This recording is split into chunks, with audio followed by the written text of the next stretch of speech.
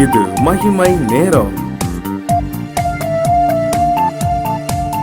பிதாவாகிய தேவனாலும் கர்த்தராகிய இயேசு கிறிஸ்துவினாலும் உங்கள் எல்லாருக்கும் கிருபையும் இரக்கமும் சமாதானமும் உண்டாவதாக. இன்னைக்கும் நமக்கு பாடுகள் வரும் பொழுது நாம் என்ன செய்ய வேண்டும், எப்படி அந்த பாடுகளை மேற்கொள்ள முடியும் என்று சொல்லி நாம் தியானிக்க போகிறோம். அதுக்கு ஆதாரமாக நான் எடுத்துக்கொண்ட வேத வசனம் யாக்கோபு 5ஆம் அதிகாரம் 17வது வசனம். எலியா என்பவன் நம்மை போல பாடுள்ள மனுஷனாயிருந்தும் மழை பெய்யாதபடிக்கு கர்த்தாய் ஜெபம் பண்ணினான். அப்பொழுது 3 வருஷமும் 6 மாதமும் பூமியின் மேல் மழை பெய்யவில்லை. மறுபடியும் ஜெபம் பண்ணினான். அப்பொழுது வானம் மழையை பொழிந்தது, பூமி தன் பலனை தந்தது. இது ஒரு பெரிய வல்லமையான ஜெபம். எலியா என்பவன் நம்மை போல பாடுள்ள மனுஷனாயிருந்தும் ஜெபம் பண்ணினார், மழை பெய்யவில்லை. திரும்பவும் ஜெபம் பண்ணினார், மழை பெய்தது. வானத்தையே இயற்கையே கட்டுப்படுத்துகிற வல்லமையுள்ள ஒரு ஜெபம். ஊக்கமாக அவர் ஜெபம் பண்ணினார். கர்த்தருடைய வார்த்தை தான் அவர் சொன்னார். சர்வ வல்லமையுள்ள ஜீவனுள்ள தேவனுக்கு முன்பாக நிற்பவன் என்று சொல்லி தன்னை அறிமுகப்படுத்தி தான் அவர் தீர்க்க தரிசனமாக என் வாக்கின் படி நான் சொல்லுகிற வரைக்கும் மழை பெய்யாது என்று சொன்னார். ஆண்டுடைய வார்த்தையைத்தான் அவர் சொன்ன பொழுதிலும் அதற்காக அவர் ஊக்கமாக ஜெபம் பண்ண வேண்டியது இருந்தது. பாடுகளிலே நாம் செய்ய வேண்டிய இன்னொரு காரியம், முக்கியமான காரியம், நாம் ஜெபிக்க வேண்டும். ஜெபிக்கும் பொழுதுதான் நாம் அதை மேற்கொள்ள முடியும். ஜெபம் என்பது கர்த்தரோடு நாம் உறவாடுவது. அநேகர் வாழ்க்கையில எல்லாம் சந்தோஷமாக நன்றாக இருக்கும் பொழுது கர்த்தரை தேடுவதே இல்லை, அவரை பற்றி நினைப்பதே இல்லை. தம்மை தேடுகிற உணர்வுள்ளவன் உண்டோ என்று பார்க்க கர்த்தர் பூமியிலிருந்து வானத்திலிருந்து பூமியை கண்ணோக்கினாராம், ஒருவரையும் காணவில்லை என்று சொல்லி வேதத்துல நாம் வாசிக்கிறோம். எல்லாம் நலமாக இருக்கும் பொழுது கர்த்தரை தேடுகிறவர்கள் இல்லை என்று வேதம் சொல்லுகிறது. கர்த்தரை தேடுகிறவர்கள் குறைவு. நமக்கு ஒரு கஷ்டம் வரும் பொழுது, பாடு வரும் பொழுதுதான் கர்த்தரை நினைக்கிறோம். நம்மால் முடியாமல் போகும் பொழுது நமக்கு மேற்பட்ட ஒருவர் உண்டு, வல்லமையுள்ள ஒருவர் உண்டு, அவர் செய்தால்தான் முடியும் என்கிற ஒரு சூழ்நிலை வரும் பொழுது நாம் கர்த்தரை தேட தொடங்குகிறோம். பாடுள்ள மனுஷர்கள் பாடுகளின் ஊடாக போகும் பொழுது நாம் செய்ய வேண்டிய மிக முக்கியமான ஒரு காரியம் ஆண்டவரை தேடுவது, அவரோடு ஒரு உறவை நாம் ஏற்படுத்தி கொள்வது. எலியா பாடுள்ள மனுஷனாய் இருந்தும் கர்த்தரை நோக்கி ஊக்கமாக ஜெபம் பண்ணினான். ஜெபிக்க நாம் பழக வேண்டும், ஜெபிக்க நாம் அர்ப்பணிக்க வேண்டும். ஆண்டவரோடு நம்முடைய காரியங்களை எல்லாம் சொல்லுவது தான் ஜெபம். ஆண்டவரோடு நாம் பேசி நம்முடைய காரியங்களுக்கான ஆலோசனையை கேட்பது தான் ஜெபம். கர்த்தரை தேட அதுதான் காலம். நம்முடைய வேதனையின் நேரத்திலே, நெருக்கத்தின் நேரத்திலே கர்த்தர் நமக்கு மிக சமீபமாக இருக்கிறார்.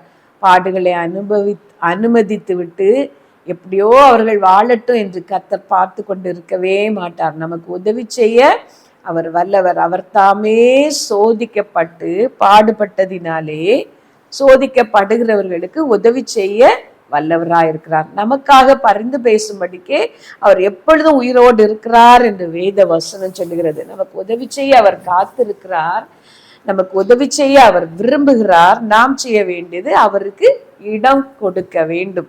நாம் ஜெபத்திலே அவரை தேடி நம்முடைய காரியங்கள் எல்லாம் அவரிடத்திலே சொல்லும் பொழுது கர்த்தர் நம்முடைய காரியங்களிலே தலையிட்டு நமக்காக யுத்தம் பண்ணவும், நமக்காக ஜெயத்தை பெற்று தரவும் ஏதுவாகிறது. இந்த செய்தியை கேட்கிற நீங்கள் உங்கள் பாடுகளை பற்றி மற்றவர்களிடம் எப்போதும் பேசுகிறீர்கள், குறைப்பட்டு கொள்ளுகிறீர்கள். ஐயோ, நான் நன்றாக இருந்தேன், அப்படி வாழ்ந்திருந்தேன், இப்படி இருந்தேன், இன்றைக்கு எல்லாம் மாறிவிட்டது, நான் கஷ்டப்படுகிறேன் என்று உங்களுக்கு நீங்களே குறைப்பட்டு கொண்டிருக்கிறீர்கள். மற்றவர்களிடம் அதை சொல்லி அழுகிறீர்கள். எங்கிருந்தாவது உதவி கிடைக்காதா என்று தேடுகிறீர்கள். கர்த்தர் அனுமதிக்காத பட்சத்தில் ஒரு உதவியும் நமக்கு கிடைக்க போகிறது இல்லை. எலியாவை ஆண்டவர் அந்த கேரீத் ஆற்றண்டையிலே ஒழிந்திருக்க சொன்னார். அந்த நாட்களிலே எந்த உதவியும் மனித உதவியும் எலியாவுக்கு கிடைக்கவில்லை. ஆனால் காகத்தை கொண்டு போஷிக்க அவர் வல்லமை உள்ளவராக இருந்தார்.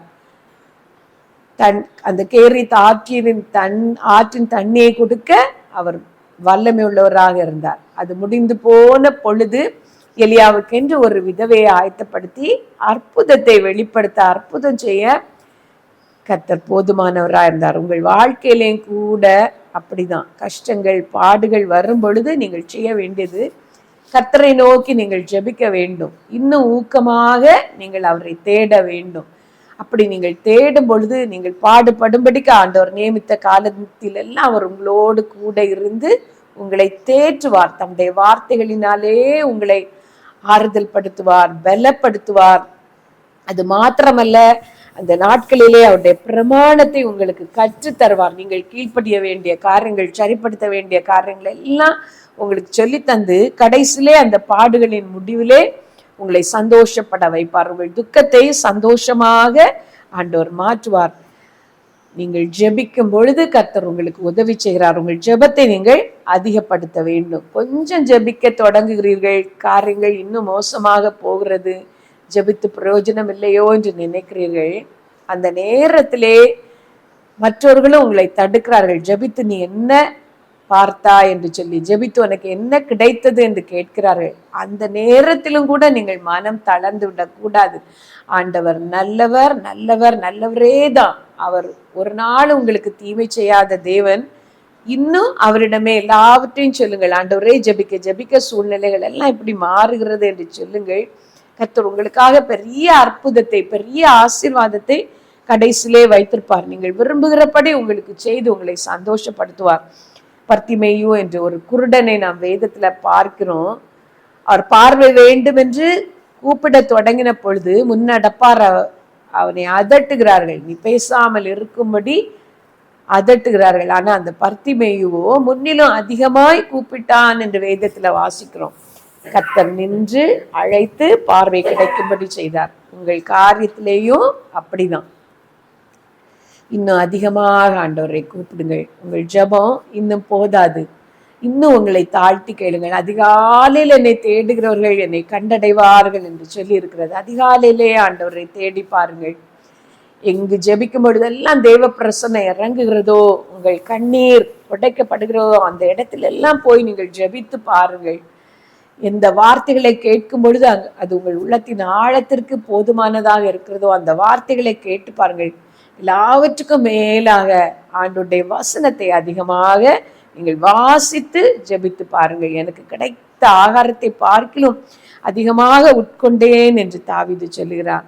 உங்கள் ஜெபத்தை அதிகப்படுத்துங்கள், அதுவே என் சிறுமையில் ஆறுதல் என்று சொல்லி தாவீது வேத வசனத்தை பற்றி சொல்லுகிறார். வேதம் வாசித்து ஜெபித்து கர்த்தரை தேடுங்கள், உங்கள் காரியம் ஜெயமாக மாறும். கர்த்தர் தாமே இந்த வார்த்தைகளை உங்களுக்கு ஆசீர்வதித்து தருவாராக. ஆமீன்.